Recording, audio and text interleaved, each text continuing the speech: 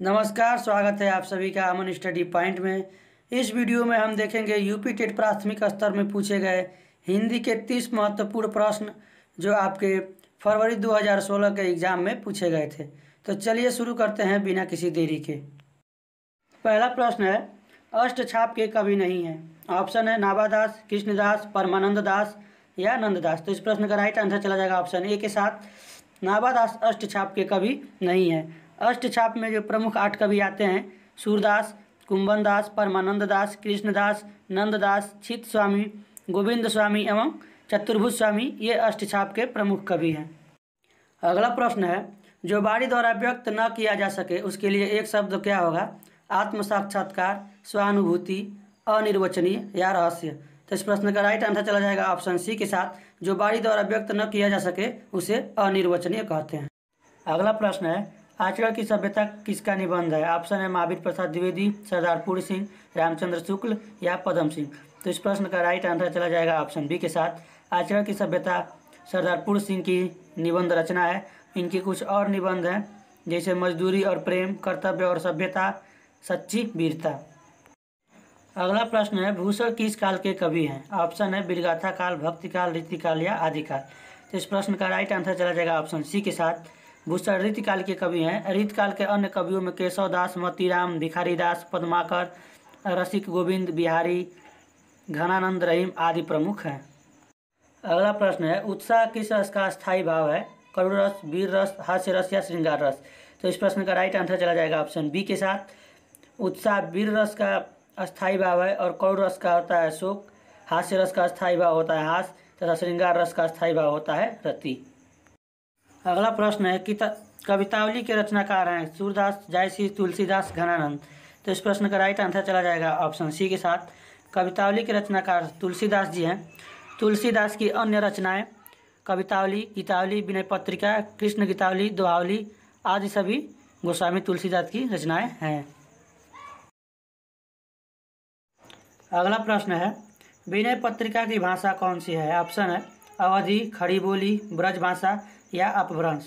तो इस प्रश्न का राइट आंसर चला जाएगा ऑप्शन सी के साथ, विनय पत्रिका ब्रज भाषा में लिखी गई है और यह विनय पत्रिका गोस्वामी तुलसीदास की रचना है। अगला प्रश्न है, ट वर्ग में किस प्रकार के व्यंजन हैं। ऑप्शन है कंठ, तालव्य, मूर्धन्य या दंत्य। तो इस प्रश्न का राइट आंसर चला जाएगा ऑप्शन सी के साथ, ट वर्ग मूर्धन्य में आते हैं और कंठ में क वर्ग के सभी वर्ण आते हैं, तालव्य में च वर्ग के सभी वर्ण आते हैं तथा दंत्य में त वर्ग के व ओष्ठ्य में प वर्ग के सभी वर्ण आते हैं। अगला प्रश्न है, अंधेर नगरी के लेखक हैं। ऑप्शन है प्रताप नारायण मिश्र, हरिकृष्ण प्रेमी, भारतेंदु हरिश्चंद्र, रामकुमार वर्मा। तो इस प्रश्न का राइट आंसर चला जाएगा ऑप्शन सी के साथ, अंधेर नगरी के लेखक भारतेंदु हरिश्चंद्र हैं। इनकी और भी प्रमुख रचनाएं हैं, देख सकते हैं, जैसे यह एक नाटक है, इसमें सत्य हरिश्चंद्र, कर्पूर मंजरी, मुद्रा राक्षस, भारत दुर्दशा तथा वैदिक हिंसा, हिंसा न भवती इनकी प्रमुख नाटक हैं। अगला प्रश्न है, आदिकाल में पहेलियाँ लिखने वाले कवि थे। ऑप्शन है जगनी, खुसरो, सरापा या गोरखनाथ। तो इस प्रश्न का राइट आंसर चला जाएगा ऑप्शन बी के साथ, आदिकाल में पहेलियाँ लिखने वाले प्रमुख कवि अमीर खुसरो और विद्यापति थे। तो इस प्रश्न का राइट आंसर चला जाएगा ऑप्शन बी के साथ, अमीर खुसरो। अगला प्रश्न है, पेड़ से बंदर कूदा में कौन सा कारक है। ऑप्शन है अपादान कारक, कर्म कारक, संप्रदान कारक या कर कारक। तो इस प्रश्न का राइट आंसर चला जाएगा ऑप्शन ए के साथ, अपादान कारक। पेड़ से बंदर कूदा इस वाक्य में से परसर्ग अलग होने के भाव को प्रकट करता है, अतः यहाँ अपादान कारक होगा। अगला प्रश्न है, श्रृंगार रस का अस्थायी भाव है। ऑप्शन है हास, रति, क्रोध, उत्साह।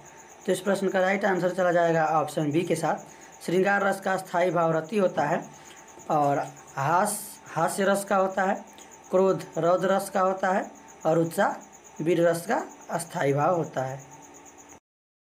अगला प्रश्न है, निम्नलिखित में तद्भव शब्द है। ऑप्शन है भ्रमर, अग्नि, मस्तक, मछली। तो इस प्रश्न का राइट आंसर चला जाएगा ऑप्शन डी के साथ, मछली एक तद्भव शब्द है जिसका तत्सम मत्स्य होता है।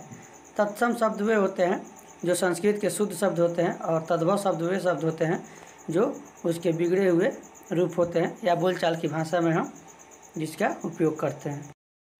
अगला प्रश्न है, चौपाई छंद के प्रत्येक चरण में कितनी मात्राएं होती हैं? ऑप्शन है 24, 16, 11, 13। तो इस प्रश्न का राइट आंसर चला जाएगा ऑप्शन बी के साथ। चौपाई छंद के प्रत्येक चरण में 16 मात्राएं होती हैं। अगला प्रश्न है, तेरी बरछी ने बरछीने है खलम की पंक्ति में कौन सा अलंकार है? रूपक, अनुप्रास, श्लेष, यमक। तो इस प्रश्न का राइट आंसर चला जाएगा ऑप्शन डी के साथ। जहाँ पर एक ही वाक्य में दो शब्द आए और उसका अर्थ भिन्न भिन्न हुआ, यमक अलंकार होता है। यहाँ पे एक बरछी का मतलब है हथियार और दूसरे बरछी का मतलब है वर यानी योद्धा। अगला प्रश्न है, हिंदी प्रदीप पत्रिका का संपादन किया है?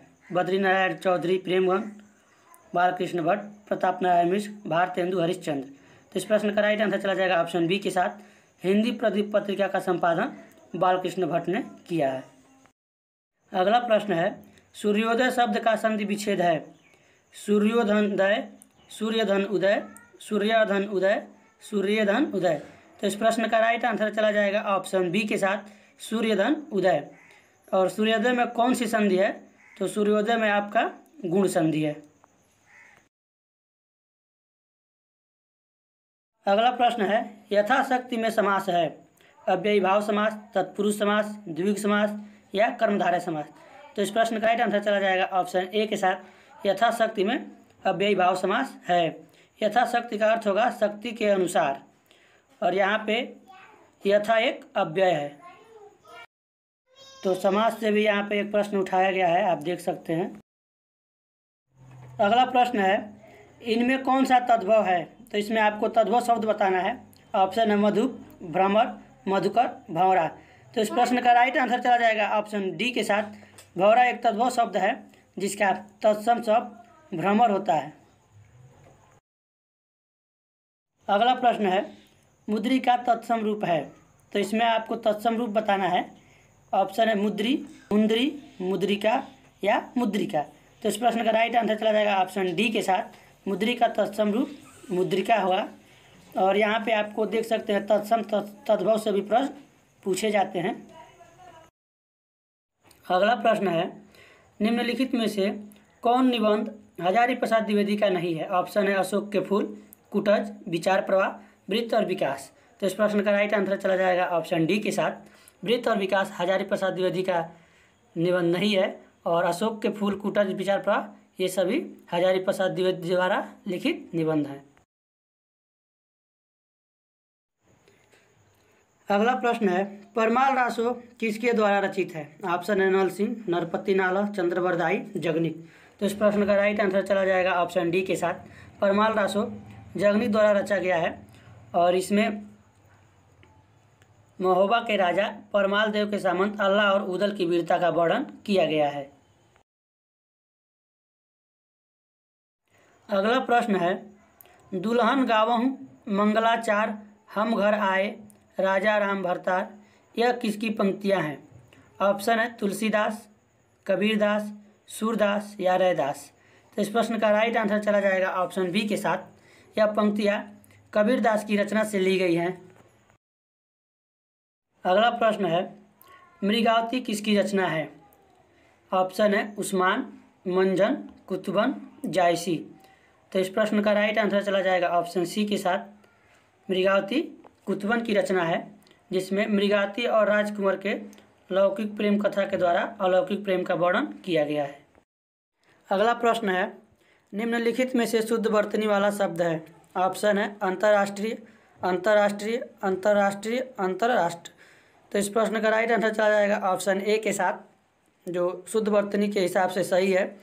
इसमें आपके कुछ शब्द हैं जो कई बार पूछे जाते हैं एग्जाम में, जैसे उज्ज्वल, कवित्री, श्रृंगार। अगला प्रश्न है, आगे कुआं पीछे खाई का अर्थ है? ऑप्शन है चारों तरफ जल का होना, रास्ते का बंद होना, दोनों ओर मुसीबत या बीच में निकल भागना। तो इस प्रश्न का राइट आंसर चला जाएगा ऑप्शन सी के साथ। आगे कुआं पीछे खाई का अर्थ है दोनों ओर मुसीबत। तो मुहावरा से भी आपका यहाँ क्वेश्चन पूछा गया है यूपी टेट में। अगला प्रश्न है, रामचरितमानस की भाषा है? ऑप्शन है अवधी, ब्रज, खड़ी बोली, भोजपुरी। तो इस प्रश्न का राइट आंसर चला जाएगा ऑप्शन ए के साथ। रामचरितमानस की भाषा अवधी है और रामचरितमानस की रचना गोस्वामी तुलसीदास ने की है। अगला प्रश्न है, आदिकाल के लिए वीरगाथा काल नाम किसने प्रस्तावित किया? ऑप्शन है डॉक्टर रामकुमार वर्मा, महापंडित राहुल सांकृत्यायन, आचार्य रामचंद्र शुक्ल, आचार्य हजारी प्रसाद द्विवेदी। तो इस प्रश्न का राइट आंसर चला जाएगा ऑप्शन सी के साथ। आदिकाल के लिए वीरगाथा काल का नाम आचार्य रामचंद्र शुक्ल ने प्रस्तावित किया और अन्य कवियों ने इन्हें अलग अलग नाम से पुकारा है। जैसे आप देख सकते हैं, डॉक्टर रामकुमार वर्मा ने इसे चारण काल, महापंडित राहुल सांकृत्यायन ने इसे सिद्ध सामंत काल तथा आचार्य हजारी प्रसाद द्विवेदी ने आदिकाल कहकर पुकारा है।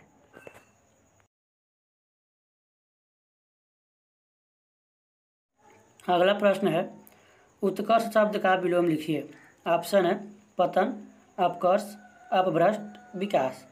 तो इस प्रश्न का राइट आंसर चला जाएगा ऑप्शन बी के साथ। उत्कर्ष शब्द का विलोम अपकर्ष हो जाएगा। तो यहाँ पे आपका यूपी टेट में विलोम शब्द से भी प्रश्न पूछा गया है, आप देख सकते हैं। इस वीडियो को आपको देखने के बाद काफ़ी अंदाज़ा लगा सकते हैं कि यूपी टेट में किस टॉपिक से किस प्रकार के प्रश्न पूछे जा रहे हैं। अगला प्रश्न है, आनंद कादिमनी के संपादक कौन थे? ऑप्शन है बाबू महादेव सेठ, चंद्रधर शर्मा गुलेरी, बद्री नारायण चौधरी प्रेमघन या अंबिका प्रसाद व्यास। तो इस प्रश्न का राइट आंसर चला जाएगा ऑप्शन सी के साथ। आनंद कादिमनी के संपादक बद्री नारायण चौधरी प्रेमघन थे।